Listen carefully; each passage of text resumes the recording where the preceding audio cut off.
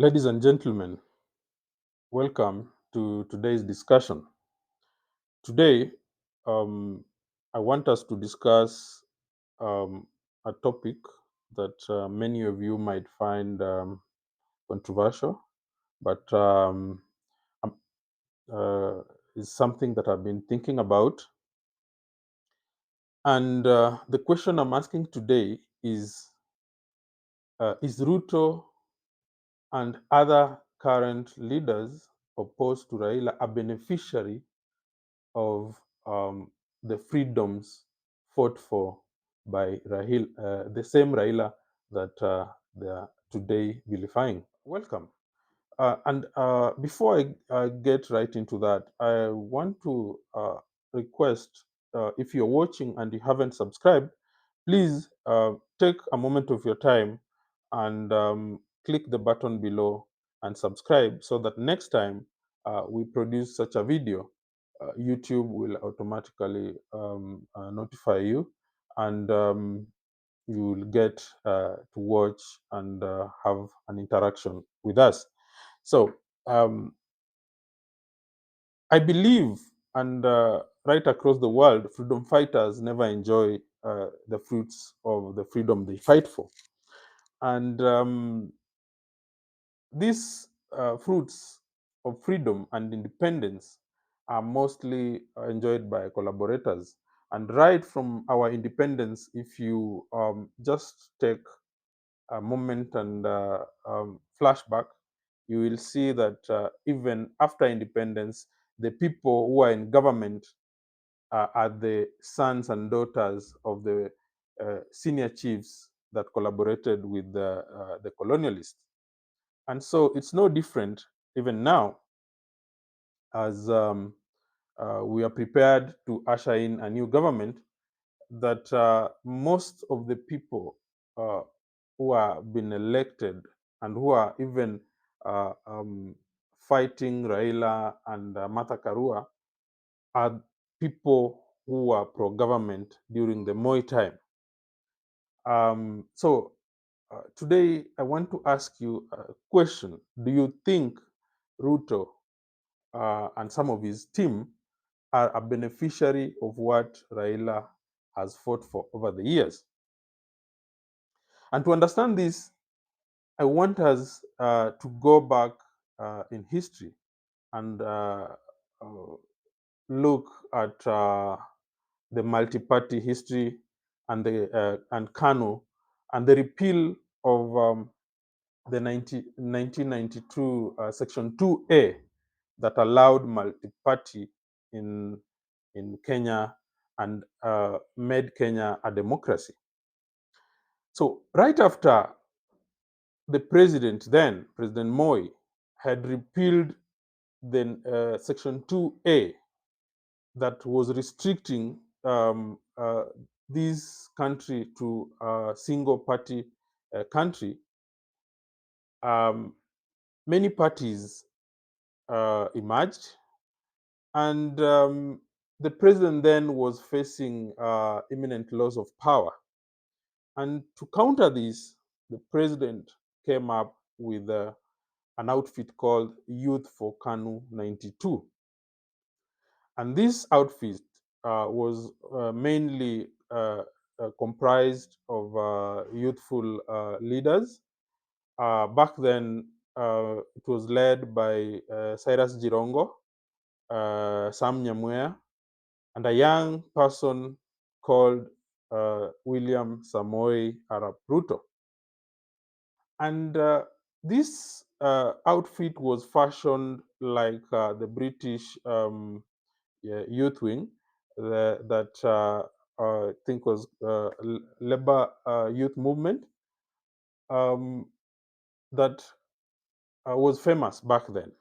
Um, so the president fashioned this uh, in that same outfit. So it was a brilliant move by President Moi, but a move that left scars to many Kenyans who were alive back then. Um, I was a youth, a young guy back then, of about 15 or so years, or about 12 years or so, in 1992. And I witnessed some of the atrocities meted upon Kenyans by this group. And if you ask anyone who was alive then, it's not a thing many would want to remember. But there are some moves, brilliant moves, that they employed to uh, have Kanu stay in power. And this was the main reason this group was created. And this is the part I want us to concentrate on, uh, the fact that it was created to fight the opposition, to fight the freedom fighters, and to retain the status quo. And so a young guy uh, called Ruto, it's about 25 years, was recruited from the university. And he was recruited mainly because of his oratory skills and his tactical plans, or rather tactical mind, that they saw that would fit um, the outfit back then. So, and also being one of the leaders in the university, he had exhibited some ruthlessness that the group thought would come in handy. And ruthless it was. This outfit youth for Kanu 92. And some of the methods they employed was giving cash to the youths back then, who are jobless, who are out in the numbers without work. And they employed some tactics that I see Ruto employ now, of giving the youth handouts, promising them jobs, and the youth fell for it and uh, voted for the government of the day. And for those who could not be convinced by the handouts that were being dangled by the outfit, they were beaten to submission physically.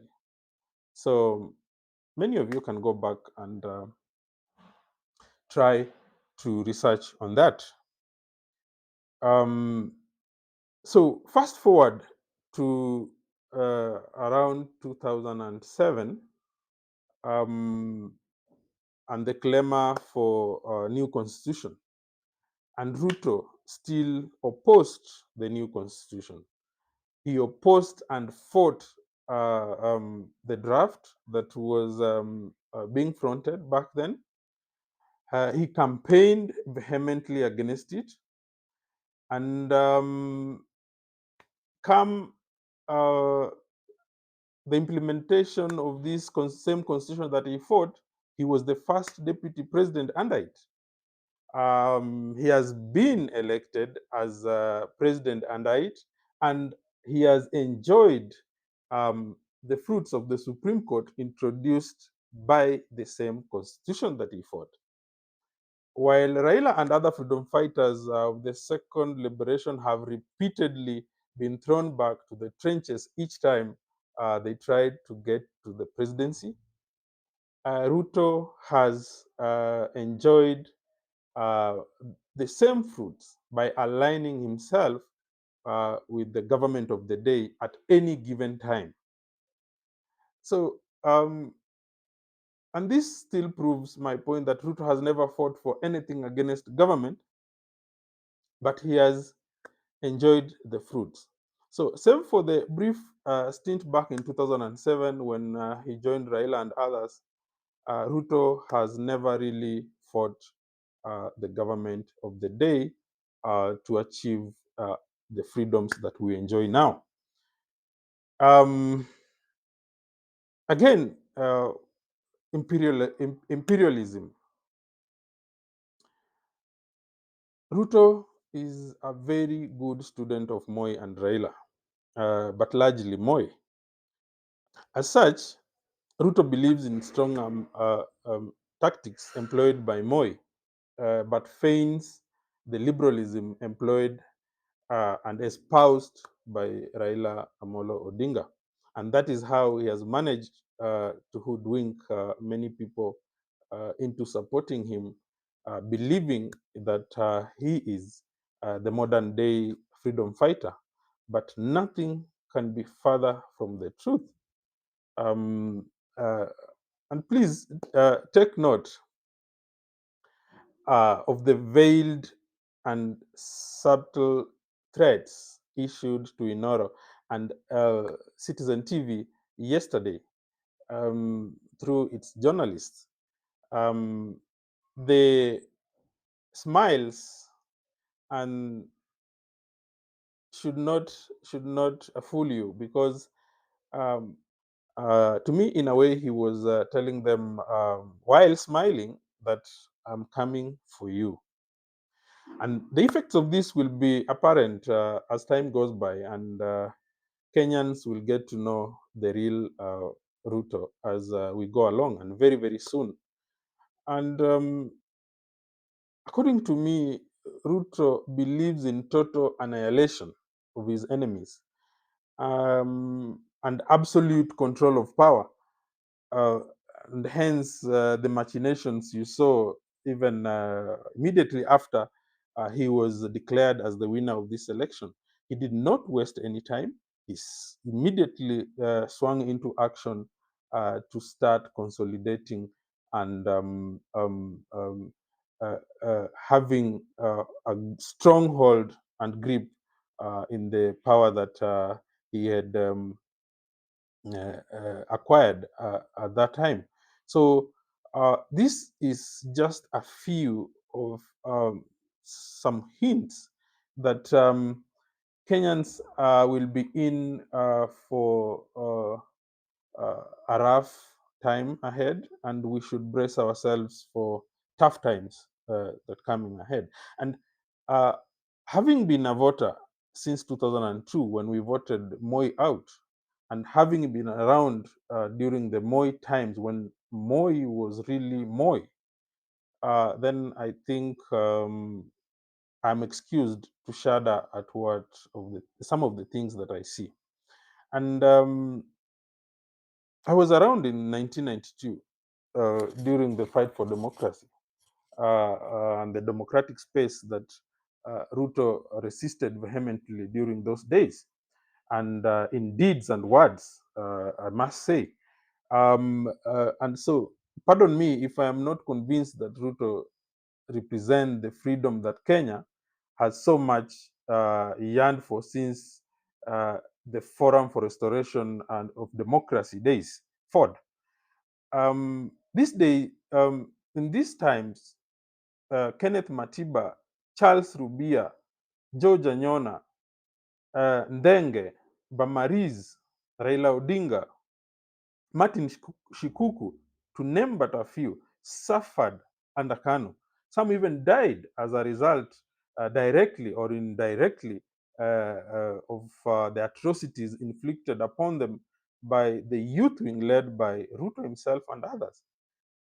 So I believe firmly that the Ruto we saw in 1992 is about to be unleashed on Kenyans. And I hope I am wrong, but if I am not, then God help us all. God help Kenya. I do not mean to scare Kenyans, but having lived through those days, um, I can't help it but shudder at the thought of the person we just elected into power. That's my take today. I know many people are of contrary opinion, especially the youth, that don't know or anything that I just talked about. But as I said, I hope I am wrong. And so, if you're watching and you haven't subscribed, please subscribe, comment, and share this video so that this channel grows as much as it has grown in the past days.